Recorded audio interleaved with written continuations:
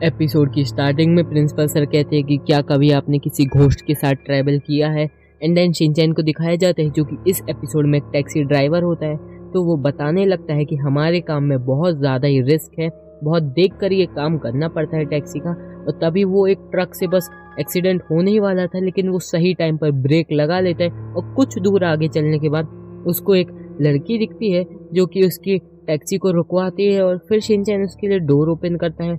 And then वो जो लड़की होती है वो बिना कुछ बोले उसकी गाड़ी के अंदर चढ़ जाती है और फिर वो शिनचैन पूछता है कि आपको जाना कहाँ पर है। तो फिर वो लड़की कहने लगती है कि मुझे ग्रेवयार्ड जाना है। तो शिनचैन कहता है इतनी रात को ग्रेवयार्ड क्यों जाना है आपको। तो वो सिर्फ एक चीज़ रिपीट करती है कि मुझको ग्रेवयार्ड जाना है।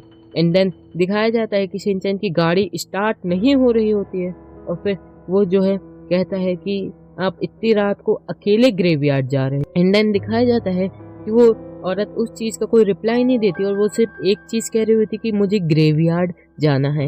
एंड देन फिर वो औरत बिल्कुल शांत हो जाती है और ना शिनचैन बोल रहा होता है ना वो औरत। फिर जब वो थोड़ी आगे एक टनल पास जाते हैं तो तभी शिनचैन की गाड़ी जो है फिर से एक जगह पर बंद हो जाती है और फिर जो टनल की लाइट्स होती हैं सारी वो भी एकदम से बंद हो जाती है। तो पूरा अंधेरा हो जाता है और बहुत ही ज़्यादा शांत टनल होती है वो।